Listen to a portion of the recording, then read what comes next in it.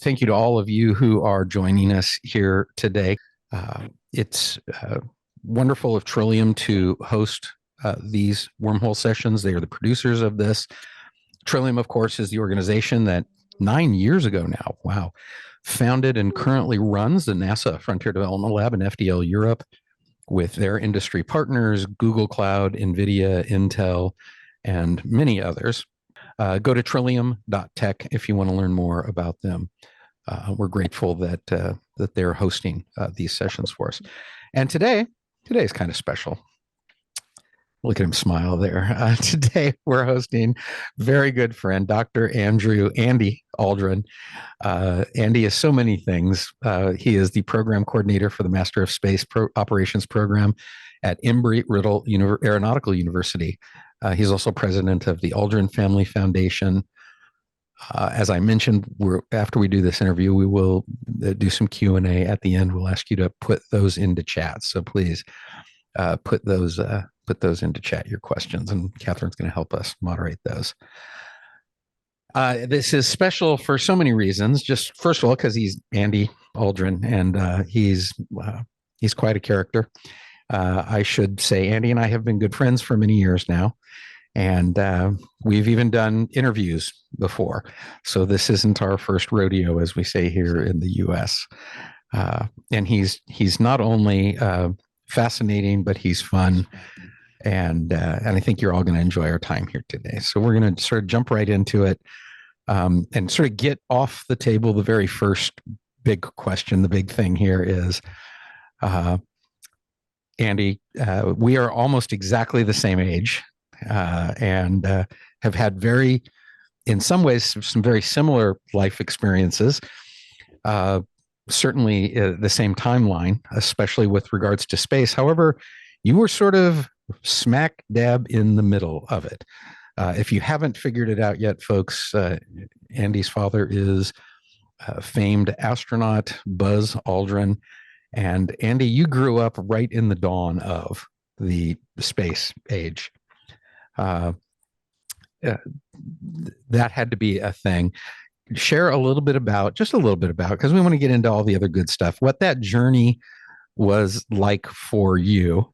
And why don't you take us up to, growing up into that and how you ended up becoming a Cold Warrior. Because you did. Well, yeah, I did. I did. You I did. did. So, yeah, so the thing that's maybe most interesting is growing up with a dad that went to the moon was normal for me, because that's what you did where I lived. Where I lived was at the end of a street, a cul-de-sac, and so we had one of these lots that's shaped like a pie. There are 5 houses behind us. 3 of them were astronauts. I mean, you couldn't. I'll get in trouble for this when Maureen will say, you couldn't swing a dead cat at my elementary school without hitting an astronaut's kid. I mean, they were all over the place. So it was just kind of normal. I mean, Alan Bean lived directly behind us, and he flew on the mission after my dad. So I kind of grew up, I mean, not really thinking that space was normal, but that's just what we did. And every night over dinner, Dad talked about space, because any of those of you who know him know that that's what he did. And so, of course, I won't say nothing to do with space, but I became fascinated by the Soviet Union. And so my first career was as a Sovietologist. I mean, I actually studied things about the Soviet space program. This is the Soviet Union, right? A lot of you who are out there probably weren't alive when the Soviet Union went away. I was, and it wasn't a great thing for my career. That's, I guess, my Cold Warrior days. I was at the Rand Corporation, and before that at the Institute for Defense Analysis. But the most interesting thing about that phase of my life was I wrote my dissertation on how the Soviet Union beat the United States into space, because I was fascinated. How did a country that we thought was so backwards beat us into space? And the interesting thing about it was they beat us into space by being entrepreneurial, which isn't kind of where you would expect entrepreneurship in the Soviet Union. But one of the things I've learned is it happens everywhere. But what happens, you had a group of rocket scientists who wanted to go into space, and they convinced Stalin that initially they could build anti-aircraft missiles and they could build ballistic missiles. And Stalin didn't care anything about space. Khrushchev didn't care anything about space. In fact, on the day that Korolev launched Sputnik, it was like 10 o'clock at night. He calls up Khrushchev and says, great news for you. We launched a satellite into space. First time that's ever happened. And Khrushchev said, why are you bugging me? It's 10 o'clock at night. And so knowing Khrushchev, he was busy with other things, but Khrushchev got it, right? And then, you sort of know the story of Soviet propaganda. And so that was cool. And there were a lot of interesting things about understanding sort of what really happened in the Soviet space system. And that's maybe where I kind of picked up a bit of my contrarian instinct. But then the Soviet Union had the bad manners, I think, to die and go away. And that was not good for my career. And so I ended up I won't say by accident, I had been working with aerospace companies and I got brought in to TRW initially. Actually, it was Rocketdyne first, then TRW, and then Boeing. And here you've got a recovering Sovietologist who ends up running business development strategy and advanced programs for Boeing's human spaceflight and NASA business, and then for their launch business. And then I went on to ULA. And then I ran Moon Express, which is where I met Jonathan. And in spite of the fact that we were both associated with Moon Express, we still remain great friends. And that was quite an experience. So yeah, then I tried retiring and ended up in academia, starting an institute at Florida Tech for my dad, the Aldrin Space Institute. And now I'm at Embry-Riddle. So that's the 35-second version of my career. And you kind of went fast over a lot of things, and there were a lot of things in there. You talked about being at Boeing and being at United Launch Alliance, and we'll come back to your contrarian instinct that you self-label as having here in a moment. But what kind of things did you do at those companies? And I'm sure most people know what ULA is, but I don't know if everyone here does. And what's they know Boeing when they think of 737 Max is being grounded, right? But tell us a little bit about your time there. So, at Boeing, it was an interesting and fascinating time because this was what I call the second wave of commercialization. It was right around 2000. And, we were going to commercialize the space station. I think the first project I worked on was building a commercial module or proposing a commercial module for the space station. And, some of the things that we talked about then are very, very similar to what we're talking about today. And so I was really part of the organization that launched Boeing's bid to go back to the moon. And this goes back to 2003. Remember, that was the first time we were going to go back to the moon. And to be honest with you, there was a lot of sensible things about the way we were trying to do it in 2003. But here we are, right, in 2023.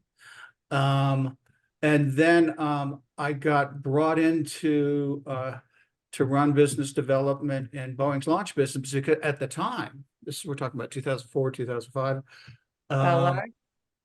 Hello? Was that? Oh, go ahead.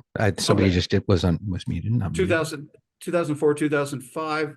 And they brought me in to run business development for the launch business because going back to the moon was all going to be about launches and Delta IV heavies and all that kind of great stuff and in-space tugs and all of that kind of collapsed, if you will, because NASA decided they're going to be in the launch business. And so then ULA happened. And so ULA was an interesting thing because it was an interesting marriage of it ostensibly equals, but there are no equals in it. And of course, that's United Launch Alliance. Right, which was a merger of Boeing and Lockheed's launch business because there were a lot of reasons that were behind it. But we sort of inherited a monopoly of the launch business. And that was an interesting period of time for those of you that are familiar with the innovator's dilemma, Clayton Christensen. We were kind of living the innovator's dilemma because at ULA, we were the incumbent and we were doing exactly what our customer wanted. Our customer wanted complete and total reliability over anything, and they were willing to pay for it. Because if you think about it, if you've got a customer who's got $1 billion satellite, at spending another 10 million or $20 million on a launch to do additional mission assurance is a good deal for them. And so they wrote contracts so that we would stress mission assurance. Our bonus structure stressed mission assurance. We were doing exactly what our customer wanted. We just became, as the innovator's dilemma discusses, we provided, if you will, too much quality, too much reliability, and too much cost.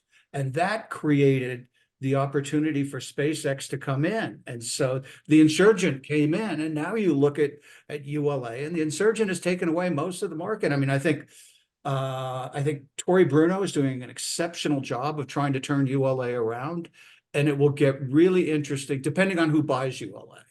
It'll get really interesting from there. But the lesson of the whole thing with ULA is that there are some really good theories in management theory. There's also a lot of junk.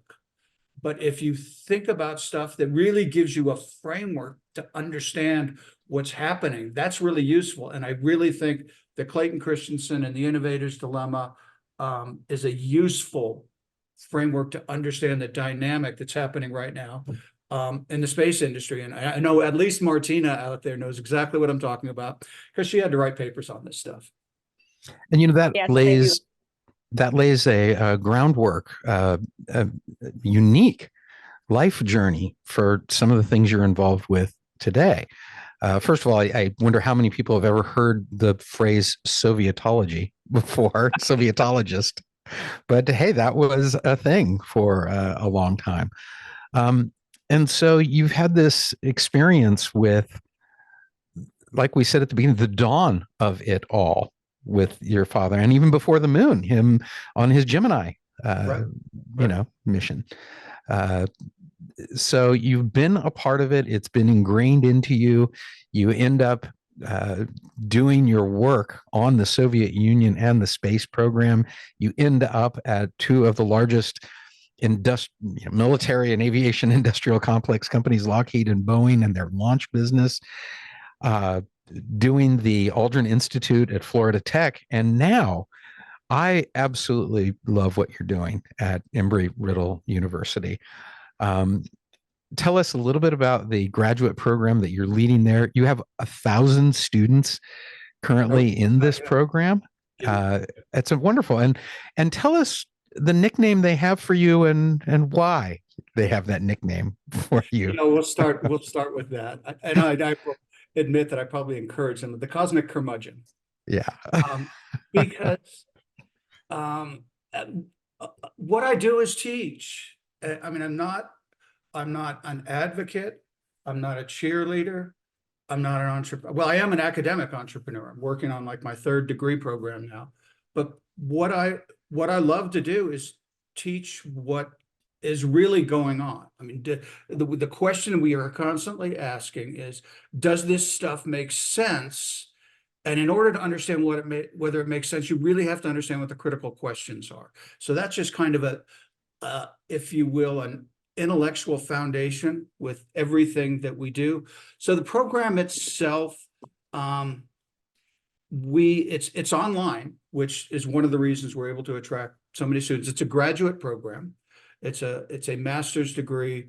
With the way I think of it, it's truly interdisciplinary in the sense that it's probably about 25% technology and a little bit of engineering. It's 25% policy and a little bit of law. It's 25% management, and it's 25% real economics, because we start from the very economic foundations of every industry we look at, and it's organized mostly along the lines of what I call industry verticals. So we'll look at launch industry, and you will, in a lot of cases, you come up with a business concept, and we'll talk about the basic markets that are there. We'll talk about what the broader environment that you live in. We talk about how you make money. Then you can start talking about technology and what your system is, but not until you've figured out sort of the fundamental economics of it. So that's kind of, in a nutshell, the basic theory of it. As I said, we've got in 2 years, I guess we're now into our third year. So we've got 1,000 students attending classes. I think if you look at the actual numbers that are enrolled full-time in the entire master's program, the number is lower. Maybe it's 350, 400 right now, but it's been really successful. And the most important thing from my perspective is, don't take this the wrong way, Martina, but the quality of the students and the papers that they're writing is the best I've ever seen in my life.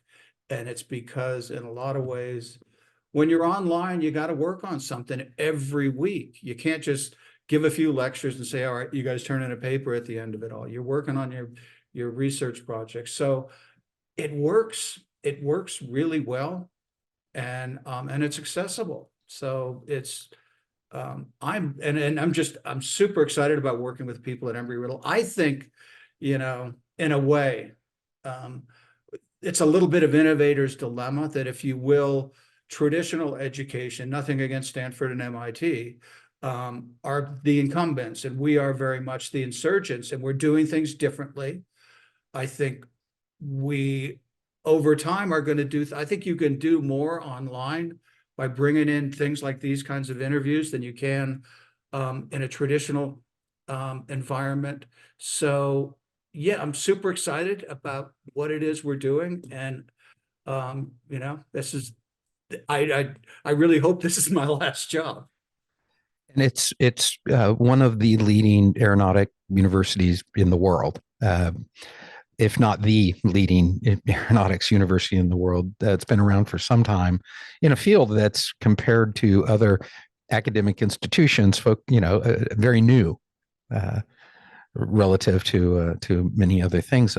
Tell us a little, if you would, about your students a little bit, and the kinds of backgrounds some of them have, the goals that they have, and I imagine they're entrepreneurs and engineers and others. Tell us about them.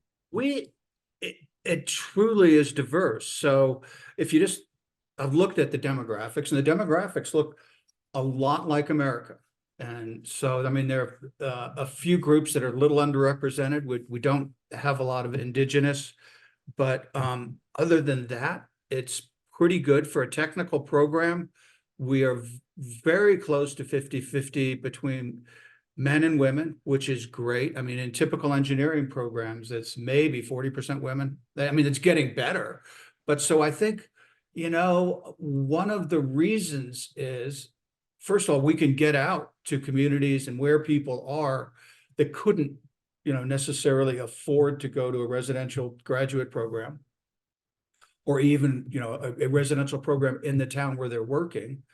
And it's something where I think, one of the things that we hear from women in particular is they go into engineering programs and they feel a little bit intimidated, because engineers, particularly male engineers, are male engineers. And sometimes that can be a less than inviting environment. And they don't feel that in this kind of a program. So I think that's another one of the reasons why I'm excited about the potential for online education. If you look at the other things, the sort of diversity of careers, so we've got a smattering of students that are coming directly out of undergraduate. I don't have the numbers. My guess is it's probably 10% are traditional students coming from undergrad engineering into space. We have a fair number of students, maybe 25%, who are either active military or retired military. I had a couple of sub-captains so far, which was amazing. And they're great students, and they just wanted to look at transitioning into space. One of them, I think, was just really interested in just the topic because I think he was headed toward retirement. Anyway, we have a lot of students that are coming from other industries, from aviation, pilots. We've got people that are working on aircraft. And then we've got probably, I'd say 25% of our students, maybe more, are in aerospace companies right now, in space companies right now, looking to grow in their careers and And in all of these cases, what I think we're doing is by providing them real knowledge of the whole ecosystem, allowing them to understand space and make a transition from being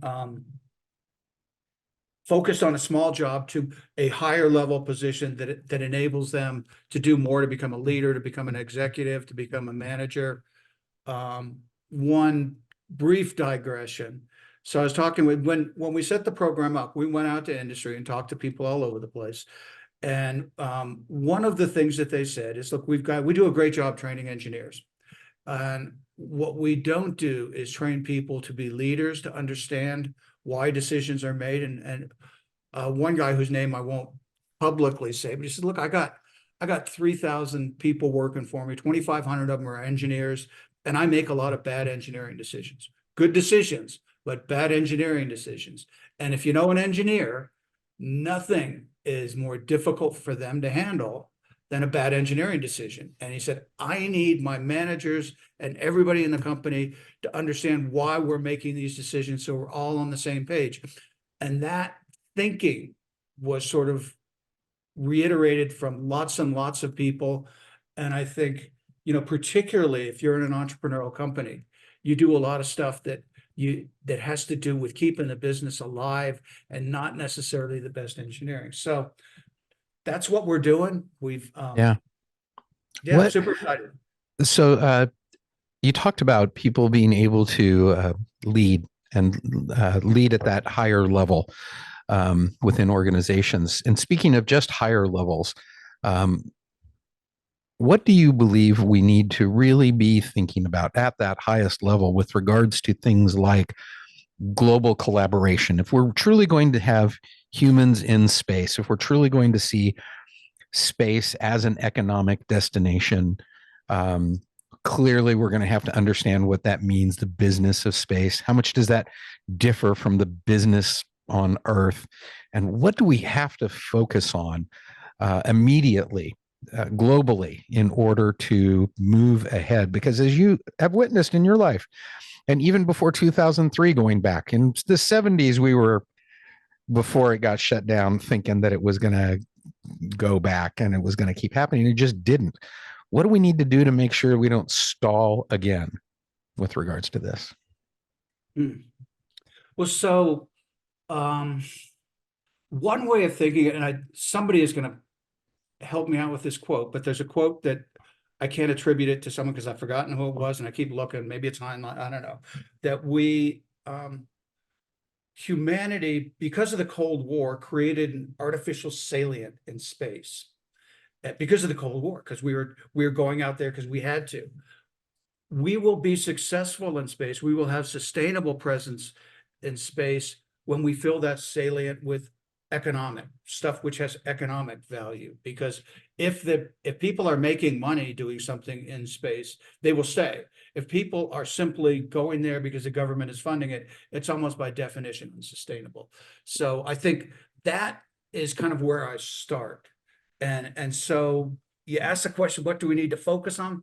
I would actually say what we need to do is actually broaden our perspective and understand that it's not just about space.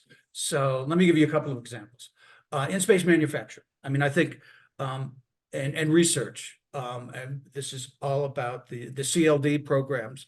And we're looking at it for the most part like this is a space system. Of course, it's great. It's space. We've got all kinds of wonderful things that you could do with molecular structures and microgravity, and we keep talking to other space people about this stuff.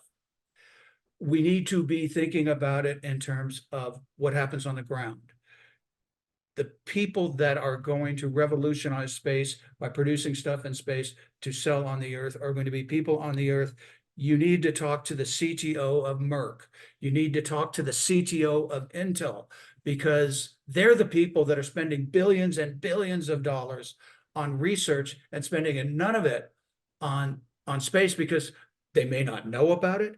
Space is hard. It's expensive. It takes a long time. It's got to work for them within the context of how they do their research. So that's part of it. Another example, if you will, is telecommunications. And so this is in a way kind of the reverse, but we talk about space-based telecommunications as if it's going to revolutionize everything. And the truth is, I can get 600, I do this for my class. I pull down 600 megabits on my phone sitting in a suburb well away from Denver. Space systems are not going to compete with that. And they have to recognize that we are in the telecommunications business. And so you've got to compete against technologies that will always be superior. And so you just need to understand that and build your business around that. So, my general answer is to make the big things in the economy, to have a big effect on the Earth's economy, you've got to think like an Earthling, not a space cadet. I like that. Taking that same path here, let's now ask about law. I know you do touch on this in your course a little bit, and it's what a interesting space that is when you come to start thinking about laws we have here just within states, let alone countries, let alone collections of countries like the European Union, and then oh boy, cislunar and the moon and beyond. How does law fit into all this? How should we be thinking about governance? So, a friend of mine has a T-shirt. It's one of my sea space friends, and it says, "Where explorers go, lawyers follow." And it really needs a postscript that says, "At a respectable distance."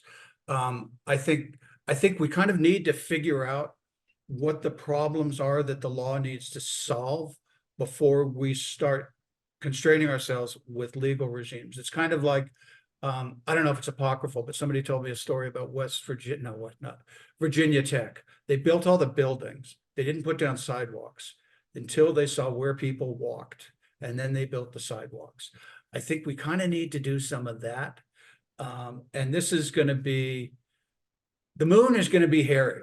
It is, because the vast majority, like 99.99999% of the moon is like the Mojave Desert. And I actually checked up you can buy a square meter of land in the Mojave Desert for 35 cents. The other pieces, the pieces that are on the edge of craters, where you've got almost permanent sunlight on one side, permanent shade on the other, probably a crater full of water ice, are going to be like, there was a parking garage that was sold in Hong Kong for $1 million a square meter. And that's the real estate problem we have. And it only gets worse because of the rocket plumes and stuff. But if somebody plants a habitat on a crater, you probably have a legitimate safety concern about anybody else landing on that crater. And so there's going to be a competition for these precious bits of real estate. And that's going to be very interesting and probably a little bit troubling. And that's not going to get solved by lawyers. It's going to get solved by politicians and businessmen, I'm afraid. I'm not afraid. Yeah, I've been engaged with one of the big FFRDCs, the federally funded research and development corporations, not RAND, but one of the others, that involved some Space Force thinking. Because along with law, of course, if you're going to, and economics, if you're going to have a thing somewhere, you need a Coast Guard, if not a traditional military, a Coast Guard to protect your interests out there. And what do you think about the whole notion of something like a Space Force and its role in protecting commerce and ensuring a direction in governance? So I hope it doesn't come to that. I really think that, let's just take this problem of lunar real estate. I really think that sanity will prevail when the various countries, US, China, obviously, India, other members of the Artemis Accords. There'll be other countries that independently or part of either the International Lunar Research Station or Artemis are going to be active on the moon. I think we will evolve a set of rules of the road. And and that will kind of govern activities, and we'll codify that in some kind of intergovernmental agreements. I think global treaties are going to be, I'd say interplanetary treaties are going to be tough, but I think we'll come to agreements. Then when you start seeing violations of those agreements, then and only then, I think, do you start talking about military presence. I do think it would be an open invitation to China. Sending the Space Force to the moon would be an open invitation to China to militarize it. I think we are far better off just winning this battle with commerce, because if what we're talking about is a competition to occupy more precious chunks of real estate, let US industry do that. We will invest and we will go out there, because there's a potential economic return in being in all of these spots. And it'll take a little bit of encouragement from the US government to have lots of companies on lots of craters. And that's a place where we have a huge advantage over any other nation, is that we are the only nation capable of extending commerce into space right now. And I think that'll be the case for a long time. You think that there are any glaring misconceptions that people have about humanity's future in space? There's so much going on. It's maybe hard to separate near and far term things. But what do you think? What are the glaring misconceptions? I think there are glaring misconceptions about human nature, no matter where humans are.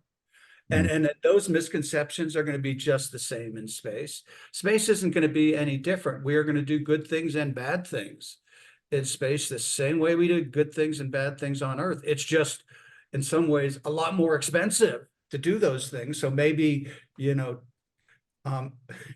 maybe trivial, dumb things will be less likely to happen. But I really don't think humans become, I mean, there is an overview effect, and I get all of that, but I think fundamentally humanity isn't that different in space. I just don't.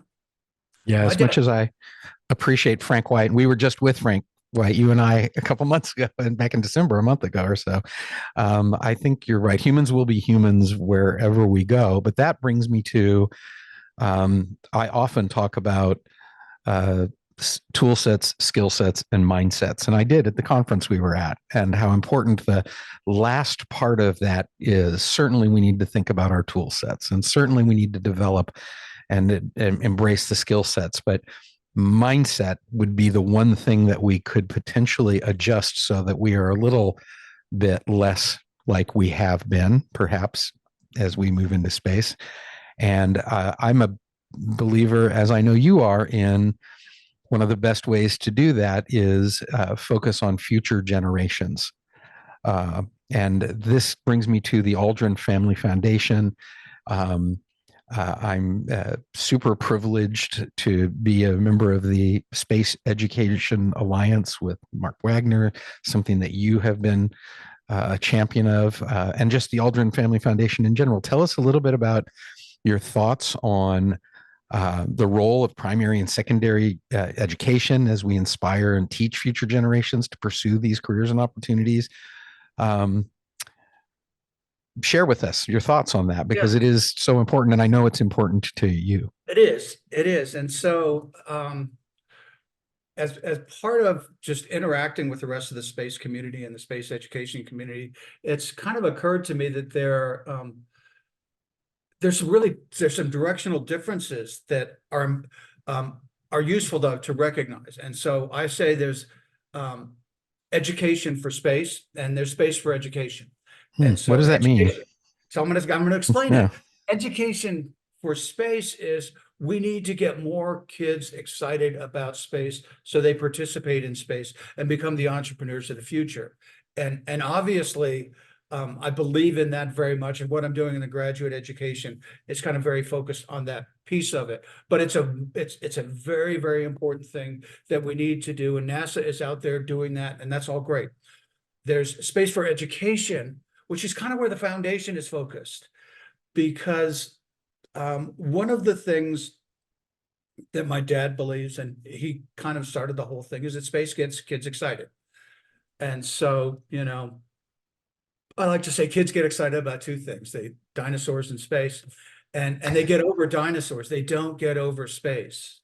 They don't. And so, ironically, there's only one person I know who doesn't really care about space, and I married her.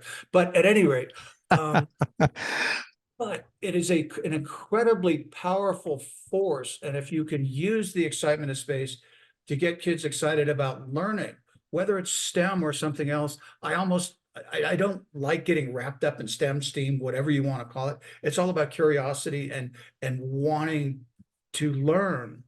And so if you can use space and do that, I think there's tremendous benefit. So what we do in the foundation is we kind of take it a step further, that what we really try to do is take all of the great things that are happening in space and bring them literally into the classroom by writing curricula that teachers can use to meet standards. Because, at the end of the day, it's all about organizations, and the pointy end of the spear in education are teachers and principals. And so what we're trying to do is help make them better by giving them, if you will, a little bit of space. Nice. How long has the foundation been in existence now? So, well, I mean, actually, the original foundation, the original 501(c)(3) was created back in the 90s. My dad wanted to he called it share space. And the idea was he wanted to create a lottery that the winners would actually get to fly into space, which is an incredibly cool thing. Also, as it turns out, a, a difficult thing. And this is kind of, as is the case with so many of my dad's ideas, they're just ahead of his time. And sometimes I had to tell him, Dad, a great idea at the wrong time is still not a great idea, because timing really matters. But at any rate, then it evolved into, he just wanted to go out there and he wanted to get kids excited about space. And so that's kind of the way it evolved. And that was back in, I want to say, probably 2010-ish. And then, what happened is, when I retired the first time, went to Florida Tech, I saw this tremendous potential. And I said, what we really got to do is start building real curricula. And so back in, I'd say 13, 14, 15 is kind of when we started getting more traction with what we're doing. And It's now very exciting. we're building satellites in schools. It's very exciting. Yeah. And what a good group of people. We spent some time with them also in December. Talk about a motivated group of people. A bunch of kids who grew up and became teachers and didn't walk away from space, who, like you said, just kept going with it. And it's interesting. I've known your dad for many years also. Seen your dad with his ideas, and he's tenacious with his ideas. I'm reminded of, I don't know why I thought this was a good idea, but Andy Weir, the author of The Martian, I know Andy, and invited him to have lunch with your dad. And, Right. Remember, they just were like, your dad was like, let me tell you how it is, and spent an hour with his notebook that he always carries around with him Right. to share those ideas. Because Andy Weir was actually using cyclers. My That's dad would right. say he had it all completely screwed up, and Yeah. cyclers an amazing thing, just an amazing concept. Again, probably a little ahead of his time, but we will be using cyclers to get to Mars when we get to Mars. Yeah, of course. Well, hey, it's uh, 15 minutes to the end of our session, and we want to open things up uh, for people to ask questions. So, Catherine, I'm going to ask you now to take a look at our chat. And if you haven't had your questions yet, we're going to ask you to type your questions into chat. And Catherine's going to be going through them and moderating questions for us. And she will invite you to ask your question of Andy. So, Catherine, are you there and ready to jump in on this? Absolutely. And our first question comes from Lucky Gunasekara. I hope I'm saying that correctly. It was a private message, so I'm going to paste it in chat. But Lucky, would you like to voice your question? Randy?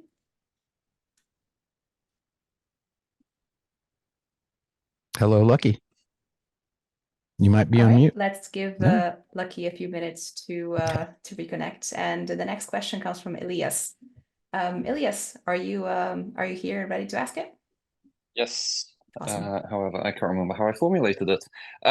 So I asked one of these sort of like interesting sort of fields of research that we're seeing at the moment is within neuromorphic engineering to allow for low power applications of, well, yeah, low power AI ML applications in space. Do you have any thoughts regarding this? So just so I make sure I've got it clear, applications of AI ML in space, just generally Yes, speaking. but more enabled by neuromorphic engineering. I think it's more the neuromorphic engineering side of it that is interesting. So that's the part that Because I'm lost on neuromorphic. But what I will say is, with respect to AI generally, I mean, we talk about it and, literally you can't do baseball cards without having AI on them or something like that. And so everything in space is somehow AI enabled. But if I look at where it really, really seems an obvious place for me is in the geospatial industry. And so the really cool thing that's going on right now in geospatial is we have, I've lost count, but I think at last count, 35, 40 companies flying satellites using different kinds of sensor, generating different kinds of data. And right now they're all trying to sell it direct to customers, which I think is probably not going to be a sustainable business model. But you've got all of these different data streams. And then ultimately, you've got people who have real world problems and they have no idea what all of these data streams can do to solve their problems.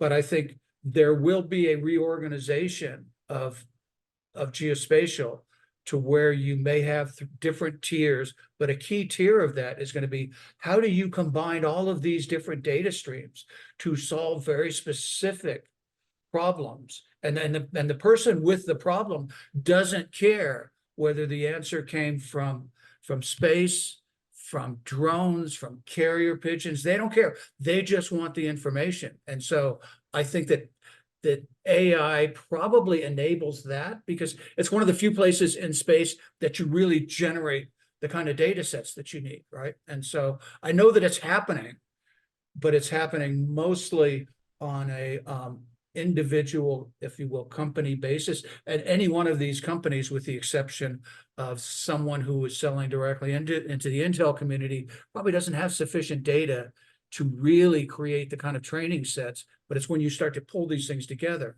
and whether that deals with the sort of, I won't even try and repeat the specific piece of that technology, that's where I would look for a place where you would have tremendous leverage to do things that we don't have a clue of right now. And we're certainly hoping that the field of neuromorphic computing, which is really just I shouldn't say just that, it's fairly coming into its own field now, where the methods of doing the processing are based on, modeled after the systems of the human brain and the human nervous system. So lots to be learned on where we go with neuromorphic computing. But certainly we are starting to see the ML in space things happening now, and I expect we're going to see that grow. Thanks for bringing that up. Catherine, who's next? So Lucky is back and has a question about the emergence of LLMs. So Lucky, would you like to ask it? Yeah. Hi, Eddie. I'm Hello. curious what your take is on the sort of like, it's been a kind of crazy year for foundation models and large language models in particular. What's your assessment of this in terms of what should the people building these models actually be directing their energy towards in terms of solving gap problems in space exploration? Is it towards having onboard computers that could be information resources or co-pilots for teams, other use cases? I'm curious where your mind has gone to as you've been observing this. Yeah, so my position would be, point your gun in the other direction, be looking at customers, not at space systems necessarily. What is it? How how do you understand what it is that they really need and then turn that into something that can be used for space that can pull data from space. I mean, this is, I think I know a lot about space. I do not know a lot about AI ML. And so I think probably the way I answered the last question is about stretch my envelope as far as we can stretch it without making stuff up. And I try not to do that. Of course, this just also makes me think how fun it would be to have Buzz GPT. What a fun, that could be real fun. I'm sure the data's out there for all It the is. places Buzz has spoken and things he's written. Thank you for your question. Catherine, who else do we have? We have actually a few questions. I'm going to ask Martina to bring her up. I think it encases a lot of them. It's always a pleasure to listen to Dr. Aldrin talk. He's an encyclopedia of knowledge, and it's so exciting. So I did learn a lot about how to compare my small Balkan region to similar countries instead of the space leading bearing countries. So my question is, how do we further enable key cooperation with newcomers that are emerging right now and kind of like bring them in cooperation, even if they're smaller in size, with the key players? What's your take on that? So it hasn't changed all that much from when you were at Florida Tech, because I think, so the first thing that we all need to understand is the number of countries in space has more than doubled in the last 5 years. It's countries with real space programs. The question that countries that are coming into space have to ask themselves is, where's their niche and how can they produce either economic return or social good out of space? And the obvious answer to me is you can create an awful lot of social good by using space for the things that we talk about in education, that getting the younger generation of a country involved in CubeSats, which you can do for incredibly small amounts of money, certainly compared to what it used to cost. And so that would be the first place that I would look for in a developing country. The second thing I would look at is where do you fit in on the ground? Because space is, I mean, all the money is made in space on the ground, right? Nobody is yet, I mean, they may well be. In fact, it's a completely different subject. Nobody is selling stuff from space to other people in space, which they will. And that will be a nice business, but nothing like actually if you can figure out how to sell stuff on Earth. And so looking for niches based on taking things from space, and geospatial is obviously a good place to start, and finding applications for your country on the ground and building your space capabilities from the ground up is where I would start. I would avoid, and I won't point out the developing country that has been developing a space program for the last 50 years without a whole lot of success. And they have tremendous technical resources, tremendous geographical resources, probably the economic resources to do it, but they keep trying to do everything. And if you focus on something and do it well, you'll be much more successful than trying to do everything. And the big mistake a country coming in is trying to don't build launch vehicles. Don't. I would stay away from even building launch sites because launch vehicles are funny things. America does not like their launch vehicles going to other countries to be launched. And so, my one piece of advice would be stay out of the launch business. It's actually a lousy business. I mean, just in terms of making money, it's a lousy business, but yeah. There's a reason ULA is looking to sell there. I'm encouraged by what you say there and by what Mexico's doing. I don't know if you saw the press release yesterday from Merida Aerospace, right? Building a new national rocket and space science center that's not a launch facility, but educational and technology development and all those things. Right. And I mean, what they need to be doing is, developing an agenda. And maybe this is where it happens, an agenda for the developing world, which has to do with, I mean, it's got to start with geospatial. I mean, and combining geospatial, PNT, and communications, those three things coming together, just amazing things are happening. I mean, obviously there's the big deal with John Deere coming out and having Starlink antennas on it, but that's great. So they've got a cell phone on top of their tractor. And so, I mean, that's cool. But when you start combining that with the kind of geospatial information that we've talked about, with the incredible accuracy you can get with GPS or Galileo, with augmentation, that there's just so much that can revolutionize the developing world and helping it to develop, So I'm excited about the Merida Center. Yeah. Nice. We have time, Catherine, for one more question. All right. Next up in the line comes from Alder. Great question. Alder, are you here? I'm not surprised Alder has a great question. I've known Alder a long time. Hi, Alder. Hey, Jonathan, and nice to meet you, Andy. So you raised this great point about the education point and how kids, they start off with dinosaurs in space and then they kind of, lose off the dinosaurs. I'm curious what your thoughts are on how do we keep more people interested in space for the long term, feeling like they actually have a stake in it, even into adulthood. Yeah, well, so I mean, the easy thing is convincing them that there's real social good coming out of it. And so building programs that do stuff on Earth is great.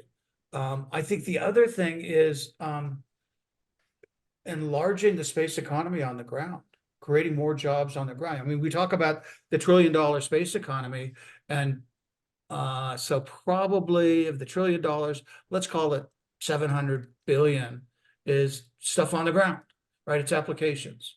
And we tend to focus on the hardware. So I think a big part of it is convincing everyone, well, just not convincing, just getting people involved in what comes out of space.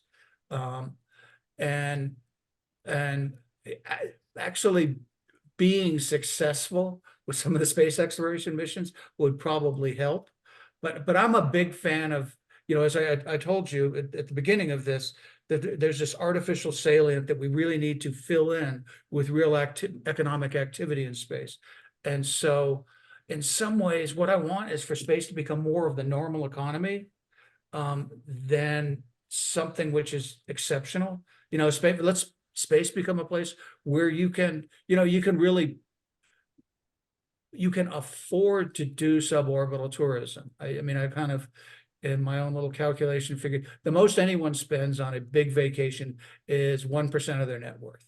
That's a good number. And if you get down to numbers of normal people, you've got to be looking at $30,000 flights or whatever, right? And so we've got to get to that place, but that's only going to happen with suborbital. I don't believe in the magic of $10 a kilogram into space, or $20 a kilogram to Mars. I can't send a package across the city for $10 a kilogram, right? Nice. Okay, well, Andy, thank you. Alder, thank you for that final question for us here. Andy, this has just been great as always. Good to spend time with you.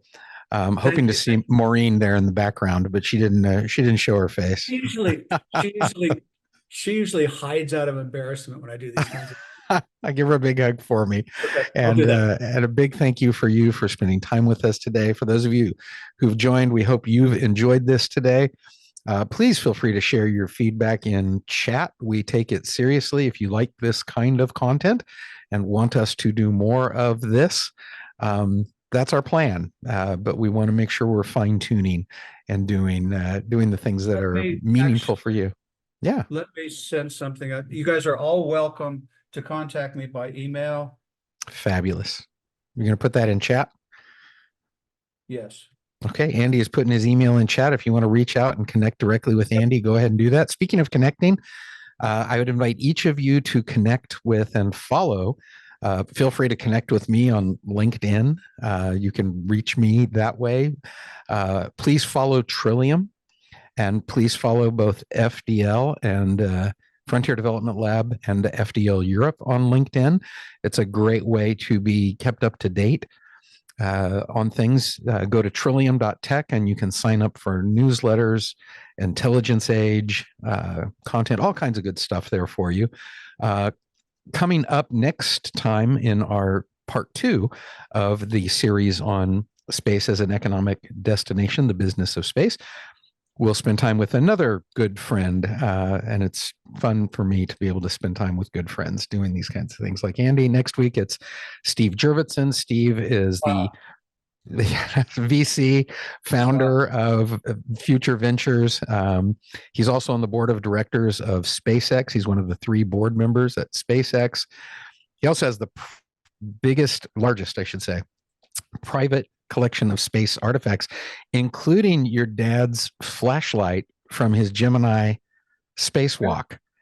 Yeah, it's I was just a couple weeks ago out at Steve's office, and it's hilarious to me how much more he keeps finding ways to cram in there in a good way. He's got a console from the Apollo missions from Mission Control in there in his office, and the largest piece of the moon on the Earth is sitting on Steve's desk at his office as well. So come and hear from Steve, who has been a space junkie for many, many years himself and doing very meaningful work. The week after that, also very exciting, part 3, we're going to meet with Erica Wagner, another friend for many years. She is the Senior Director for Emerging Market Development at Blue Origin. She's just incredibly accomplished in the space field and full of so much insight. You are not going to want to spend time with her or with Steve in these wormhole sessions. We'd also like to remind, since we know we have a lot of our researchers here, please share this information with your friends. I'm sure you had a great experience as a postdoc in the FDL-X and FDL Europe programs in the past. We have open applications for FDL-X and FDL Europe for 2024 summer programs. Learn more about that at fdleurope.org and fdl.ai, and consider joining an information session that we'll be hosting on January 25th and February 1st to hear from some of the FDL alumni, get answers to any questions you may have about that. So with that, we'll say thank you all for joining. We look forward to seeing you next week, next Wednesday, 0900 Pacific time, the following Wednesday with Erica on the 31st of January at 0800 Pacific time. Thanks. We'll see you all soon. We appreciate you. Please do provide your feedback about the session. And thank you, Andy, so much, my friend. Thank you so much, Jonathan. And thank you all for tuning in. Bye, everyone.